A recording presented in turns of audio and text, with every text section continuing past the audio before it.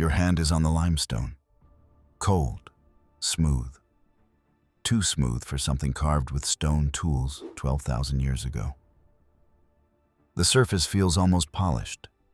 Run your fingers along the carved fox and you'll feel it. Precision that shouldn't exist, not here. Not from people who supposedly lived in caves and hunted with pointed sticks. You're standing inside enclosure D at Göbekli Tepe. 37 degrees, 13 minutes, 25 seconds north. 38 degrees, 55 minutes, 18 seconds east. Southeastern Turkey. The pillar in front of you weighs 16 tons. It has arms. Human arms carved in relief, hands meeting at a belt decorated with foxtails, but no head. Just a blank T-shaped top that somehow feels like it's watching you anyway. The air down here is cold, not surface cold. This is 30 feet underground. The kind of cold that seeps through your jacket and settles in your chest. Yet your breath comes out in clouds, even though it's warm outside. Something about being surrounded by 2 million pounds of limestone does that. Wait. Look at the pillar again. That vulture carved into the stone. Its wings spread like it's diving. Below it, a scorpion the size of your hand. A snake coiling up the side. A boar with tusks that look sharp enough to draw blood if you touch them wrong. These aren't crude scratches. This is art. Three-dimensional relief carving that wouldn't look out of place in a Renaissance cathedral.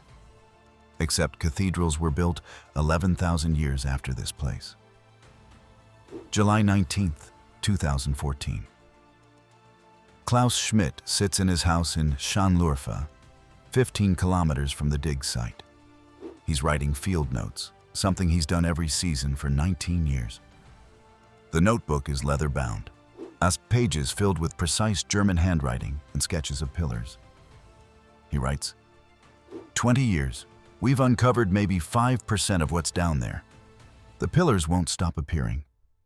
Every trench reveals another enclosure we didn't anticipate. Whoever they were, they knew exactly what they were doing. The next morning, he goes swimming. Heart attack, dead at 60. His wife, Chidem Köksal Schmidt, also an archaeologist on the project, finds him. In his pocket, they find a folded paper, a list of questions he'd planned to investigate that fall. 23 questions.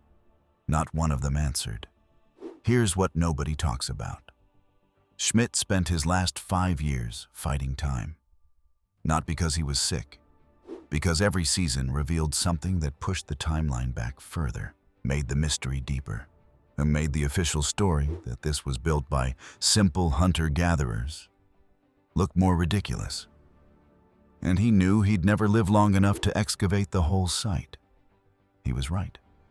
October 1994. Same hilltop, same coordinates. But the pillars are still underground.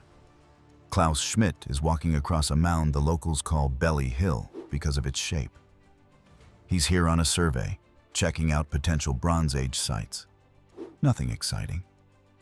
The Turkish government thinks maybe there's a Byzantine cemetery.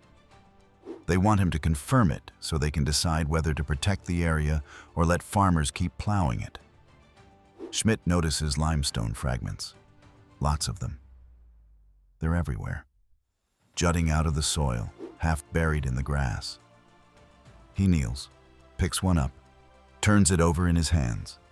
The stone has been worked, shaped, smoothed. He picks up another fragment.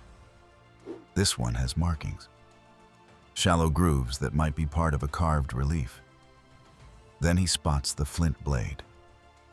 The moment he touches it, his brain does the calculation, the shape, the knapping technique, the patina on the surface. This isn't Byzantine. This isn't Bronze Age. This is pre-pottery Neolithic. That means it's somewhere between 9,000 and 11,000 years old.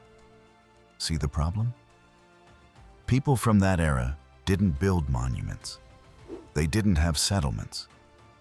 They were nomadic hunter-gatherers who lived in temporary camps and moved with the seasons. The textbooks are crystal clear on this. You need agriculture first, then surplus food, then permanent villages. Then, maybe, you start building impressive structures. That's the sequence. It doesn't work backward. Schmidt stares at the flint blade in his hand for a long time.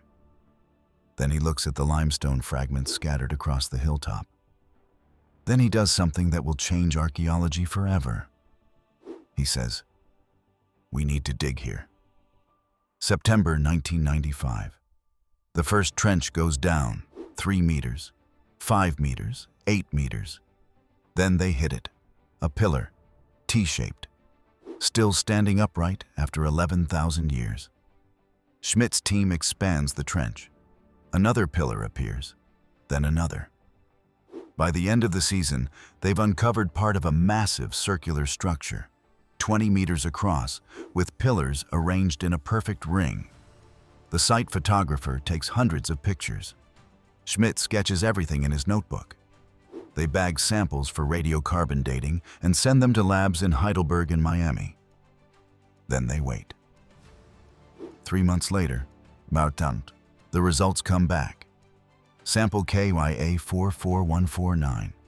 Wall plaster scraped from the ring wall of enclosure D. The organic material trapped in the loam gives a date of 9,984 plus or minus 42 radiocarbon years before present, calibrated, accounting for variations in atmospheric carbon-14. That places construction between 9,745 and 9,314 BCE. Think about that date. Not 9,745 AD, not 9,745 years ago. 9,745 BCE. Nearly 12,000 years ago. 3 more samples, UGAMS-10795, 10796, and 10799, come from charcoal found near the bedrock floor of the same enclosure. They cluster between 9,664 and 9,311 BCE. The dates are consistent. They're not outliers. They're not contaminated. Göbekli Tepe was built around 9,600 BCE. Let me put that in perspective for you. The Great Pyramid of Giza, built around 2560 BCE. That's 4,600 years ago. Ancient by any standard. Stonehenge?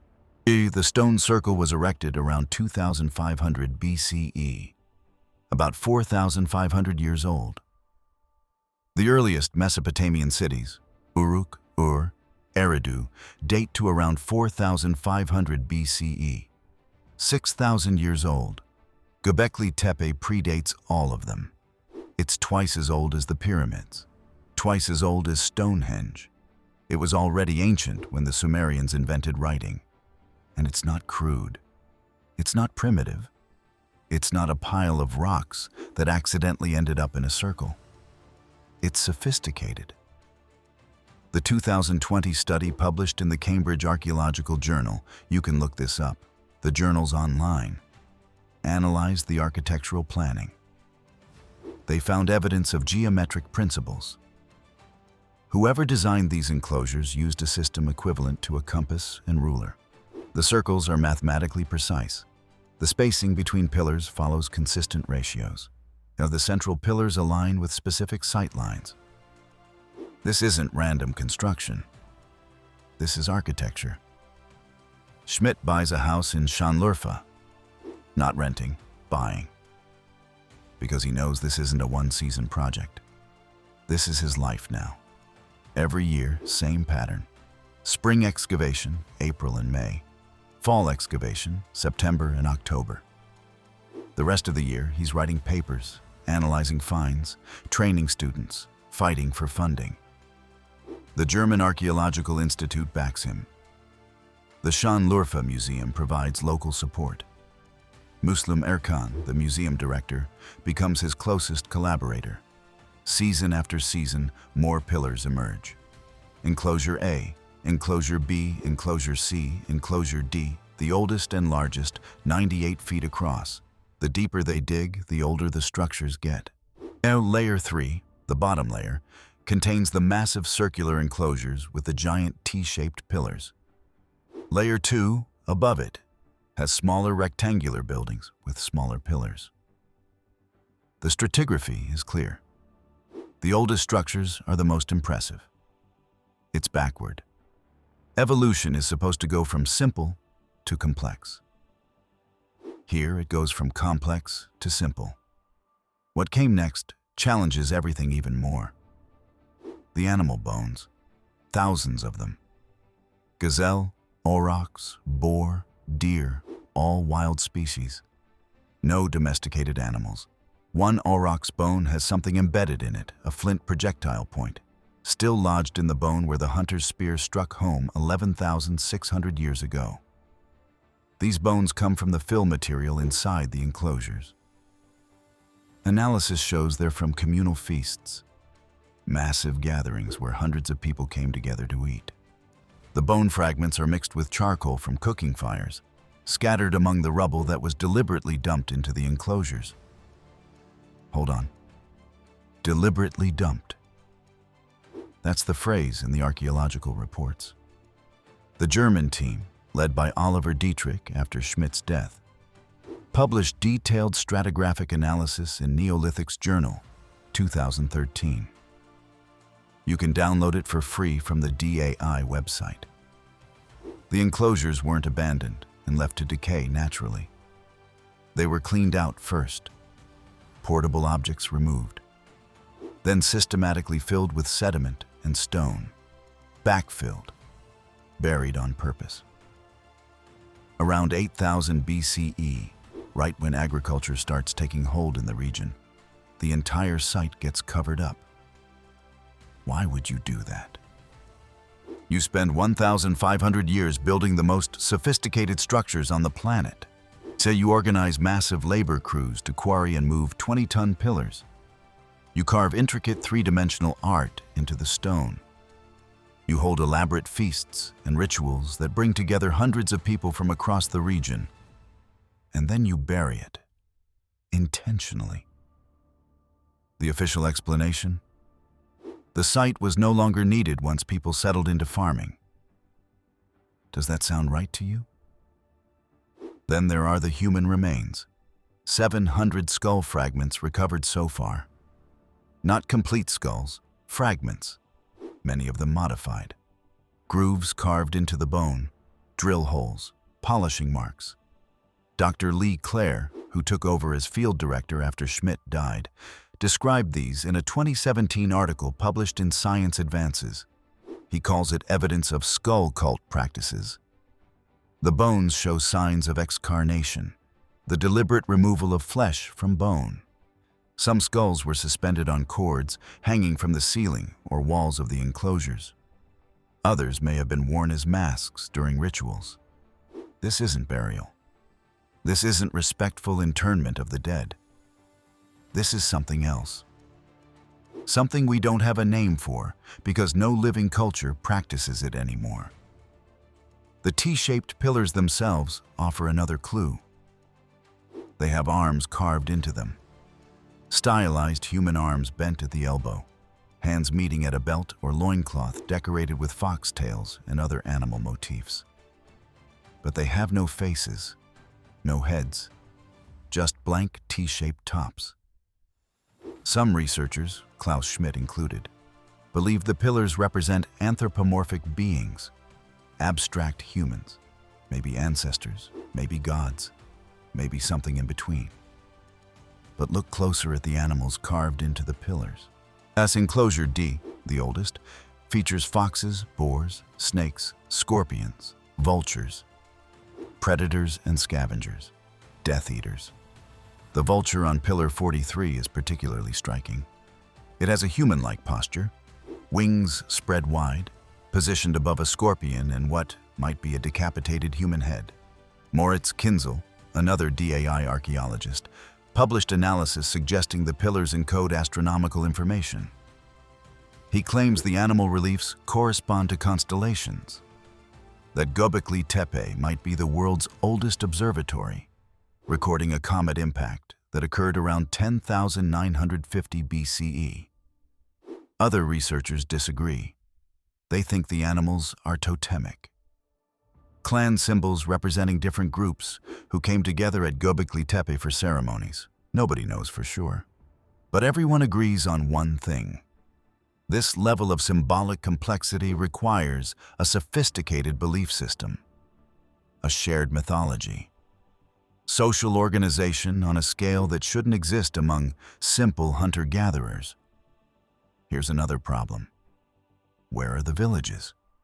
If hundreds, maybe thousands of people worked on Göbekli Tepe over centuries, where did they live? Where's the permanent settlement? The houses? The storage buildings? The trash heaps full of broken tools and food waste? They're not there. Not at Göbekli Tepe. Not within 5 kilometers of the site. Surveys using ground-penetrating radar and magnetometry have mapped the surrounding area extensively. They've found evidence of smaller ritual sites, low mounds with a few pillars. But no domestic architecture, no villages. It's like people appeared, built the monuments, and held their ceremonies, and vanished. Except they didn't vanish. They moved on. And before they left, they buried everything. Moritz Kinzel challenged Schmidt's hunter-gatherer temple theory for exactly this reason. You can't mobilize the labor required to build Göbekli Tepe without infrastructure, without leaders, without specialists, without some form of social hierarchy. But the evidence for all that? Missing. Cut to present day, December 2025. 2 months ago. The Taş Tepeler Archaeological Project, that's Turkish for Stone Hills, announces a wave of new discoveries across southeastern Turkey. Göbekli Tepe isn't unique anymore. It's part of a network. 12 sites identified so far, all within a 200-kilometer radius. All pre-pottery Neolithic, all featuring T-shaped pillars, all deliberately buried around 8000 BCE. Akarahan Tepe, 35 kilometers east of Göbekli Tepe, has enclosures carved directly into bedrock. In December 2025, excavators found a double-sided serpentinite bead, black stone, polished smooth, with carved human faces on both sides. The faces have expressions. One looks serene, the other looks terrified. 12,000 years old. Sefer Tepe, another site in the network, revealed carved stone faces with stitched lips. The mouths are sewn shut, not metaphorically, but actually carved to show thread binding the lips together. What does that mean? Silence? Secrets? Hidden knowledge? Nobody knows. Nevalu Chori, another site with T-shaped pillars, was flooded in 1992 when Turkey built the Ataturk Dam. The site is now underwater, 400 feet down in a reservoir. Whatever else was there is lost forever. The pattern repeats across all 12 sites. Monumental architecture, sophisticated art, deliberate burial. This isn't one anomaly. This is a culture. A civilization that existed for at least 2,000 years, from roughly 10,000 to 8,000 BCE, and then systematically erased itself by burying every major site. Now think about what that means. The standard narrative says that civilization began with agriculture. First, you domesticate plants and animals. Then you settle down. Then you develop surplus food. Then social stratification. Then monumental architecture. Then writing. Then cities. That's the sequence. It's in every textbook. Göbekli Tepe breaks that sequence. Here, monumental architecture comes first. The ritual centers are built before agriculture. The sophisticated art and symbolism emerge before permanent settlements. Schmidt called it the cult as a driving force hypothesis. What if religion, ritual, came first? What if the need to gather for ceremonies created the conditions for settlement? What if building places like Göbekli Tepe required so many people for so long that communities had to develop agriculture just to feed everyone? In other words, what if we built temples before we built towns? It's a radical idea. It inverts the entire model of human development, and the evidence supports it. Because here's what we know for certain. What 30 years of excavation and over 2,400 radiocarbon dates have proven beyond doubt.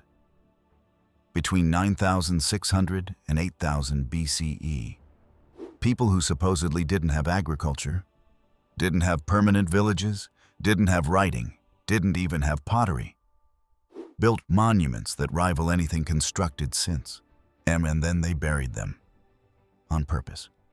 July 20th, 2014. Klaus Schmidt is swimming near his summer home in Uekeritz, Germany. It's the break between field seasons. He's planning the fall excavation, already thinking about which trench to expand, which samples to prioritize for dating. He doesn't come up from the water. Heart attack, sudden, fatal. His death makes international news, not because he was famous outside archaeological circles, but because Gobekli Tepe had become famous. National Geographic did a cover story. Documentaries aired on BBC and PBS. The site was designated a UNESCO World Heritage Site in 2018. Schmidt had become synonymous with Gobekli Tepe. He'd spent half his life there.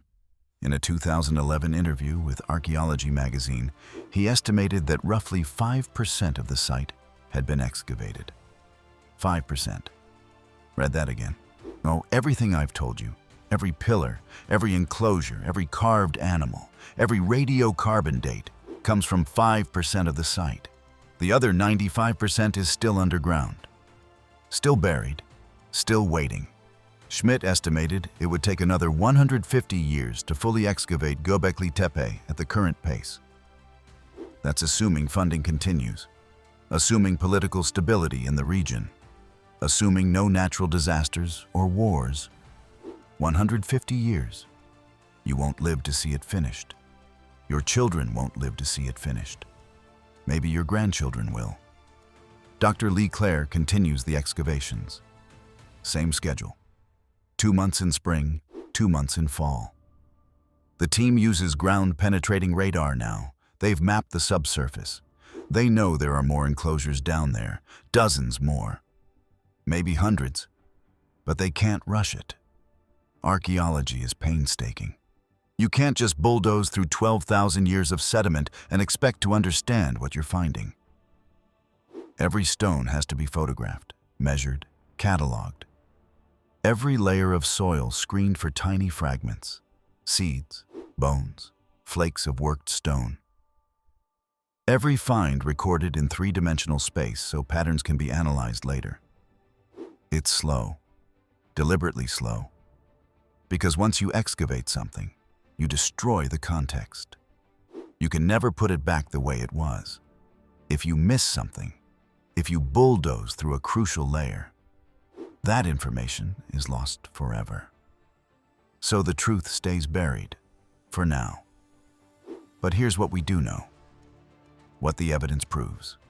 12,000 years ago, before writing, before agriculture, before cities, before kings and pharaohs and empires, somebody organized massive labor projects to build monuments that required sophisticated engineering, mathematical precision, artistic skill, and a complex shared belief system. They weren't primitive. They weren't simple. They were us. Homo sapiens with the same brain capacity, the same intelligence, the same creativity we have today. And then, for reasons we don't understand, they buried it all. So why? Why build something so massive and then cover it up? The reports don't say. can't say. Because the people who buried Göbekli Tepe left no written explanation. No oral tradition survived intact. We're left guessing, but here's a theory. What if they saw it coming? The Neolithic revolution, the shift to agriculture, transformed everything. Social structures, power dynamics, gender roles, belief systems. The old egalitarian hunter-gatherer bands gave way to stratified farming communities with chiefs and priests and warriors. What if the people who built Gobekli Tepe recognized that transformation? What if they knew the old ways were ending? And what if they chose to preserve their sacred sites? Not by maintaining them, but by burying them. Sealing them away from the new world that agriculture would create. A time capsule. A message sent forward through 10,000 years. We were here. We built this. We were more than you think we were.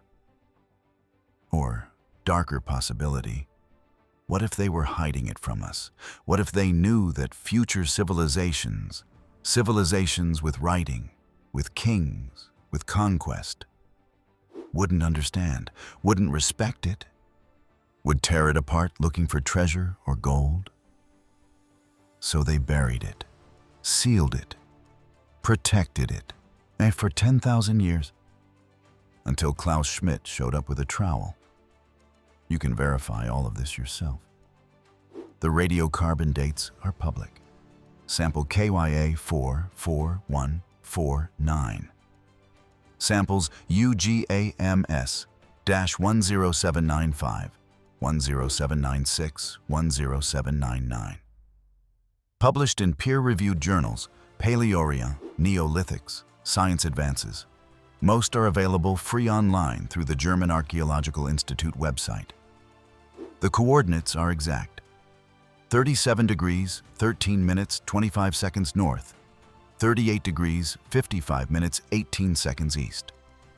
Pull them up on Google Earth right now. You'll see the site. The protective shelter built over the excavations, the access roads, the parking area for tourists. If you ever get to Turkey, if you make the trip to Şanlıurfa, you can visit Göbekli Tepe. The Turkish government built a permanent climate-controlled shelter over part of the site in 2018. You can walk along elevated platforms and look down into Enclosure D. See the pillars with your own eyes. Touch the carved stone if the guards aren't watching. And you can think about the fact that 95% of this place is still down there. Still buried, just like the architects intended. Waiting for someone, maybe 100 years from now, maybe 200, to uncover the rest. To answer the questions Klaus Schmidt died asking. To finally understand who these people were. Now you know what they tried to hide. Not from their enemies, not from invaders, from time itself. They buried Göbekli Tepe so it would survive. So that one day, 10,000 years later, someone would find it and be forced to ask, what else did we get wrong about human history? What else is buried out there, waiting to rewrite everything we think we know? And who else? What other cultures? What other civilizations existed before the ones we learned about in school? The pillars don't answer those questions, but they prove the questions are worth asking. And that 95% of the evidence is still underground, still waiting, still silent, for now.